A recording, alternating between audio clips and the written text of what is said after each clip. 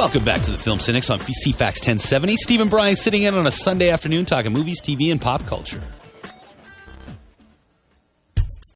Who wants a DVD review? The movie is The Social Network. It comes out on Tuesday from our friends at Columbia Pictures, and it stars Jesse Eisenberg as Mark Zuckerberg. I don't know if he got in the door for the Berg, but it's directed by David Fincher, written by Aaron Sorkin, and the music is by Trent Reznor. Of course, it's that old pairing. Fincher, Sorkin, and Reznor together what again. What a combination. It's a basic, what is the movie? It's all about how Facebook came to be and sort of the human fallout from that as far as the relationships that Mark Zuckerberg had with some of his colleagues. This was interesting when I heard this movie was getting made, and I was like, really? A Facebook movie? I figured it was going to be some sort of like funny rom-com-y sort of like light movie. And then I heard David Fincher was doing it. I'm like, what?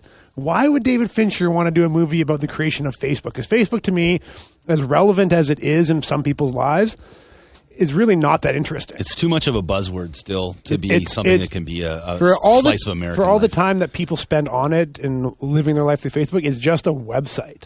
It doesn't really do anything. Like, I myself have been boycotting Facebook for since I saw the movie, because I kind of walked out of it and like, yeah, that guy's a jerk, and I don't need it. I want my interactions in my life to be real. Like, I want to physically talk to people and meet them. I don't want to just sit on Facebook and look at people's photos and go, I like that. But Brian, you're so shy. You're hilarious. You're an introvert, dude. You actually want to go out and actually have personal relationships face to face. That seems so... It's so 2005, I know.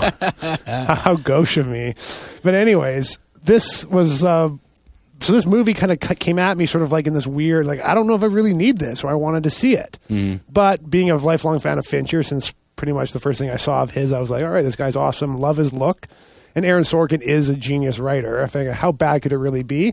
I quite enjoyed watching The Social Network. Yeah, no, it was good. I mean, there's no doubt about it. And I think a lot of people feel a lot more strongly about it than we do. The front cover, there's actually on the double DVD, which is the one that I got my hands on. It's got a cover to the cover, and on it is all of this lavish praise: a brilliant film, an American landmark, revolutionary, sensational, mammoth, and exhilarating. 4 stars. So, it's really seriously high praise. My understanding today, it won a whole bunch of different awards from different critics associations. See, that part's confusing me. Like, I get it. It's a good movie, and I really enjoyed it. But I probably wouldn't put it in my top 5. Might not even make my top 10 list, because it's just a movie about a nerd creating a website. Yeah. Which is really all it is. And yeah, he does some underhanded things, or he makes some enemies or whatever, but he's really not doing anything. No one dies. No, he doesn't change the world. I guess he kind of changes the world if you want to look at it that way, but not really. Not within the context of the film. No. But yes, in the context of reality, yes.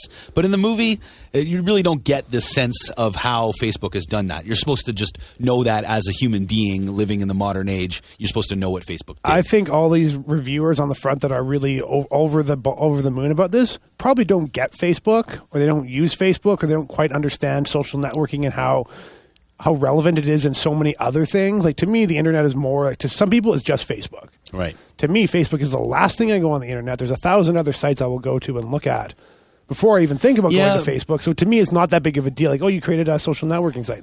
Good for you. There were social networking sites before you. There will be social networking sites after you. Well, not to bear down on that issue too much, but I do want to say that Facebook itself, for the majority of internet users, like not the elite, but Facebook creates an internet unto itself. You can stay within Facebook and find out all the things you need to know about the companies you're interested in, what are people doing, what's the news, what's this, what's that. So you can browse the entire internet within the space of Facebook. So in a way, it's kind of like CompuServe. It's a very safe little place where people can exist inside the internet. Yeah. So that's what it's good for, and that's its value, because you can basically keep somebody's entire browsing experience in one place. Which is great for them, and I get that. Like, I get why people think that's amazing, and how he created this network basically out of spite. He wanted to do it to get back at the clubs he wasn't allowed to get into in Harvard, because he's sort of like a poor kid at Harvard, I guess, if that's a term you can use. I don't think it really fits. And just sort of the evolution of, like, I thought it was interesting how it started out, like, just being an invite-only program, and how it only started at Harvard, and then it went to these schools, and how it sort of slowly took over the world, I guess. Which which is something I didn't know. Like when I got to it, I just assumed it was just a site you signed up on and everyone can do it. It's not a big deal. Yeah. So that part I thought was interesting. Well, now for me, I was trying to figure out exactly what it is. Where does all this praise come from? Why is everybody so gaga about it? Thinking, and that's when it came to me. I was watching like, what other film is about this guy who alienated all these people and was very successful, and people loved it, or people say they love it, and it's the greatest film of all time? Why, Citizen Kane, of course. Now, this seemed like a revelation to me. When I told you, you were like, wow, that's so clever. It was clever. I never got that. And then I wrote a little post about it on our blog at thefilmcynics.com/blog, and I got a response from a couple different people. Really, I couldn't understand why they were so incredulous about it. And finally, I got this. Our friend Fletch wrote like, "Are you joking? Like, come on!" I'm like, what do you mean? Am I joking? Of course, this is like Citizen Kane. We have this kid who gave up the one thing that he really wanted and spent the whole movie mooning over it secretly. He's ruthless in his business practices to the fault of getting rid of all the people that care about him or are close to him. And in the end, when the movie all wraps up, he's sitting there, and the one thing he always wanted was the one thing he gave up at the beginning of the film. Yeah, he's sitting there, refresh. So that's his Rosebud. Like his Xanadu was his own personal Xanadu. He lived totally isolated within himself. And Facebook, I guess, becomes that thing. He's got 500 million friends, according to the movie poster, but he only wanted one friend that he couldn't have. So that's where I said absolutely. But really, what I realize is this has been the adoy thing. Like, people have known this. People have been buzzing about this since October. Have they, though? Because I read a lot. I never came across it. Of course, I never followed up anything about it because I didn't want to know anything about the movie until 3 weeks ago. Fair enough. But then I've been following this, and I never heard that or never clicked with me. Yeah. I think I would have got that. In our bios, I call Citizen Kane my favorite movie, even though it's not. But you know what I mean? Like, and I never really put two and two together. Then you told me that, and I'm like, you're right. Of course. That totally makes sense. It's just that's why people because you can relate to it without having to relate to it. Like, you already know the story. Yeah. And it's a great story because Orson Welles is a genius. Well, it was mentioned on our blog. Somebody commented on the fact that, like, actually, when Citizen Kane came out, it was actually kind of blown off. Nobody really got into it. It wasn't until later that people got into it. And actually, I think it gives more credence to this theory in that the critics are jumping on it now because they all know that Citizen Kane is great. They don't want to make the same mistake twice. Yeah, they're heaping praise on it because it has the structure of something incredible. They are over Fight Clubbing this movie because when Fight Club came out, which was I consider Fincher's best movie, nobody got it. No one got it. People kind of blew it off as being too weird and too blah, blah, blah. Years later, everyone's like, wow, Fight Club is a piece of genius work. Yeah. So now anytime Fincher makes a movie, everyone's going to be like, oh, it's the best thing of the year. Yeah. I just got to say it now.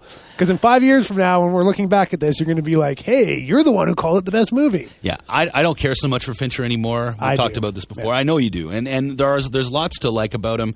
I've gotten tired of him a long time ago. Panic Room just turned me completely off. And he never got me back. But, I mean, he is a reason why he doesn't mess anything up, let me just say, for this movie. But the strength of this film is the script. Aaron Sorkin is the reason this film is great. Yeah.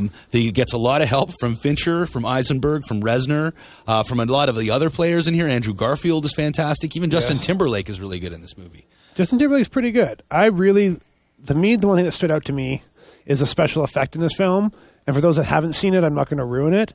But there's something that happens. Not too many people who haven't seen it. But there's people at home. There's all the people Fair enough. that are going to rent it because they didn't go to the theater. Right. There is an effect in this movie that I dare you to tell me what it is because there are people that I went and saw with that didn't see it. Right. And it's very in your face. Like, it's very prevalent, and you don't know it until you know it. And it's hard to explain without giving it away, but it's really awesome.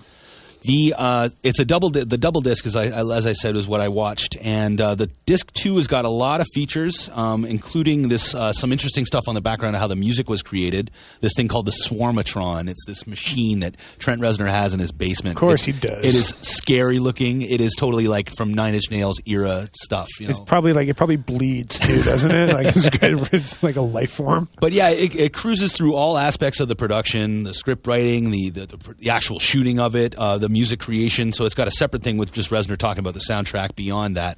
It's also got a really cool breakdown of the in the Hall of the Mountain King scene where the rowing the rowing scene. cool. Which I noticed as I watched it this second time around. It's got some tilt shifting in it, if I'm not mistaken. So, I mean, the photography is really striking. Yeah. But yeah, so some interesting breakdowns of how it all came together. So very thorough making of. And to really back up this film that actually does need a lot of explaining on how it all came together, because it's so lo-fi. I mean, it's just a movie about a dude making a website, but there's so much production value to it. It looks great. Yeah. So, I mean, while I did not care for the movie necessarily, it definitely did not make my top 5, nor it would have made my top 10 of the year. I've got to say, it's a keeper.